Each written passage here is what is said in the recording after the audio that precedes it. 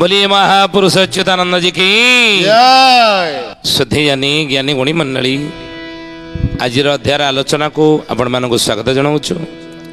आज मालिका वचन आलोचना आलोचना करने जाऊँगी। राजा परीक्षित कलिजुग को 5टी जगह स्थान देइछन्ति। आम 2टी स्थान कथा गत अध्याय आलोचना करिछि।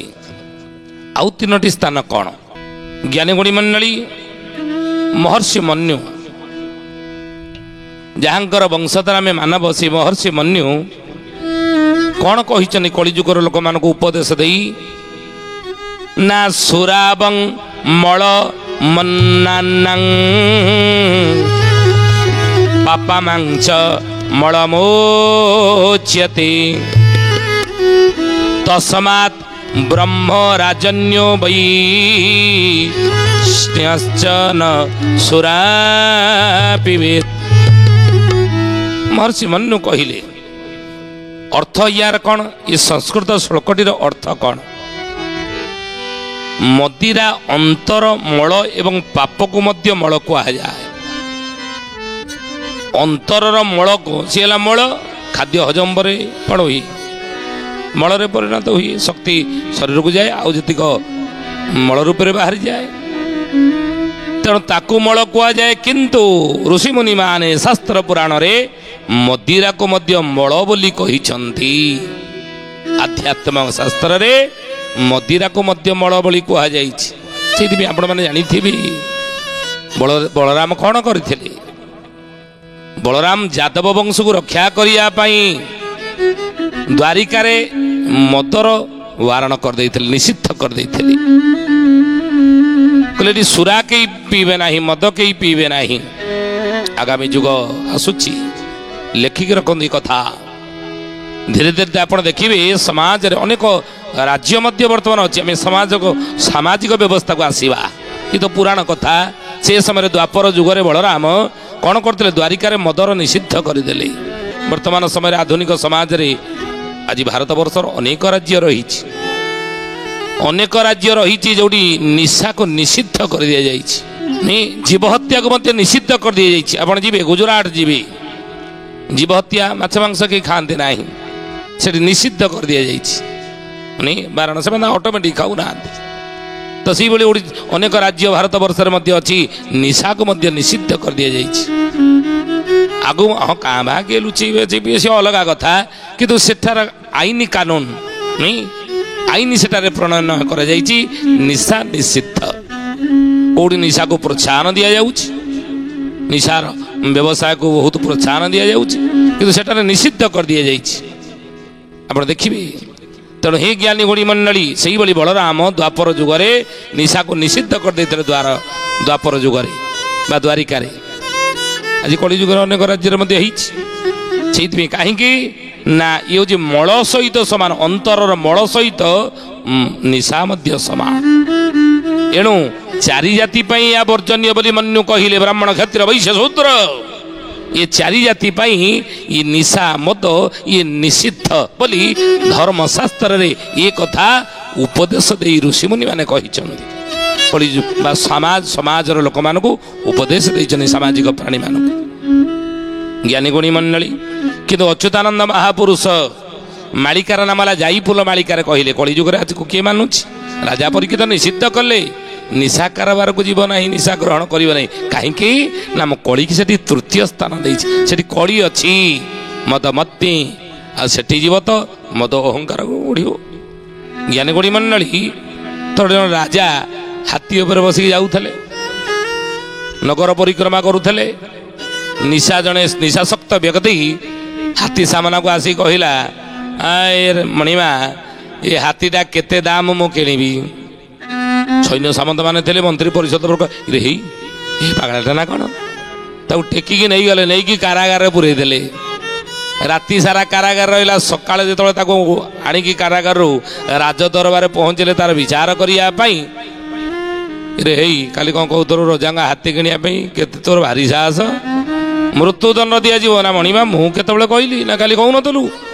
हाँ मुझे नगर परिक्रमा करी मो हाथी आगे छिड़ा तू कहलु ना हाथी दली दी ते पादे ना मणिमा मु कहनी ना ना जी कही आपण हाथी किणा काली से गोटे राति कारागार रहिबा भितर से राति रे पड़ी जाइछि ये आपण सामने राजदरबार जे छिड़ा होती से हूँ गांगु तेली तेणु मु कहनी माने निशा सी चलीगला राति काली मु तो कहनी से निशा कहीला नहीं जी निशा भी खाई से कहबनी अमेरिका राष्ट्रपति क्षीर ग्लास जी पी से कह मन भर पवित्रता भाव आस विचार शुद्धि पानीर परिवर्तन हो गले बाणीर मध्य परिवर्तन हो जाए मन रखते कथा कि अच्युतानंद महापुरुष कहले कथा को आजिकल कलिजुगर किए मानुची समस्त को मानुच ना जाई फूल मालिका कहले साधु वैष्णव मिलिबे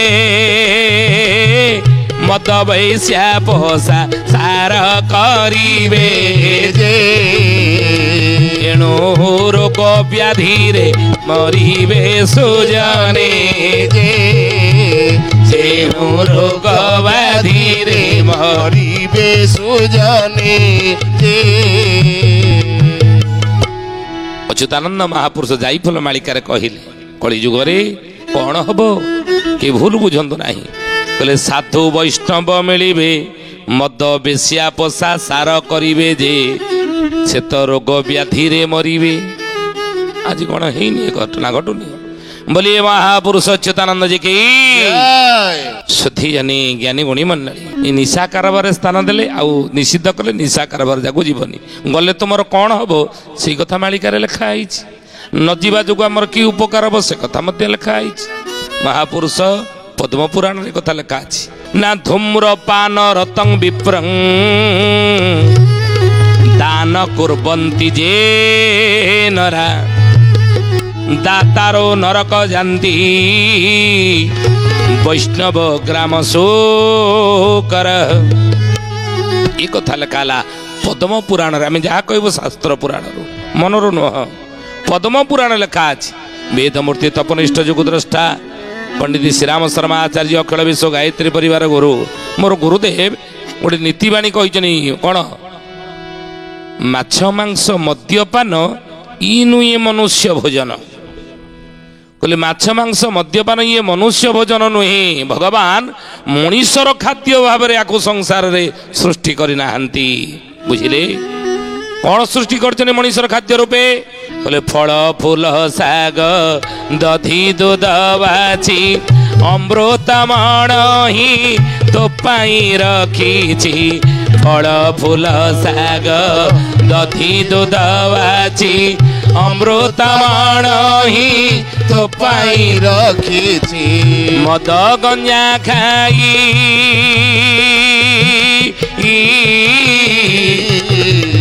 मद गंजा खाई रोग किणु तो ही मद गंजा खाई रोग किणु तो ही करु पुणी जीव धरे आखि थाई हेलो अंध तो ही मरी जिगा बजे धाई रे आखि थाई हेलो अंध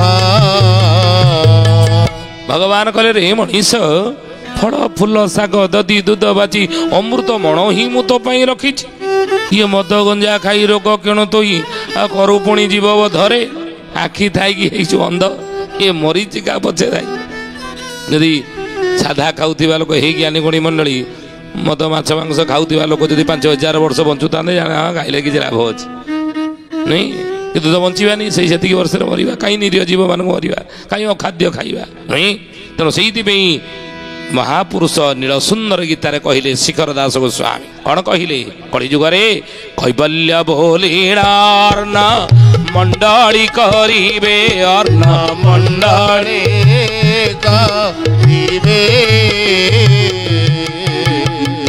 वैष्णव माने जे सर्वे उचिष्ट भुंजीवे बाबो चिष्टा भुंजीवे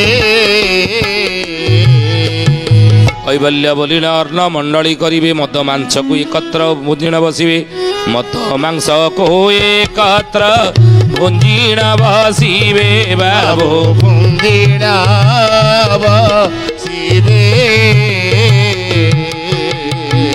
गंजाई खा ଖାଇଣ ଖାଲି ଦାସ ବୋଲାଇବେ ବାବୁ ଦାସ ବୋଲାଇବେ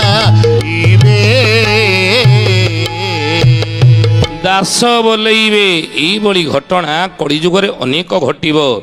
ଏକ ମୁଖରୁ ଅପର କରୁଥିବେ ଗ୍ରାସ ଗଞ୍ଜାଇ ଖାଇଣ ଖାଲି ବୋଲାଇବେ ଦାସ। ଅଚ୍ୟୁତାନନ୍ଦ ମହାପୁରୁଷ ସାବଧାନ କଲେ ରେ କଳିଯୁଗର ମଣିଷ ପରୀକ୍ଷିତ ନିଷିଦ୍ଧ କରିଛନ୍ତି ଏ ସ୍ଥାନକୁ ତୁମେ ଯାଅ ନାହିଁ। ଆମେ ଯିବା ଅସୁବିଧା ହେବ ନି ବିନା କାରଣରେ କଳିଯୁଗରେ ଘରେ ଘରେ କଳି କଜିଆ ଝଗଡ଼ା ଲାଗିବ।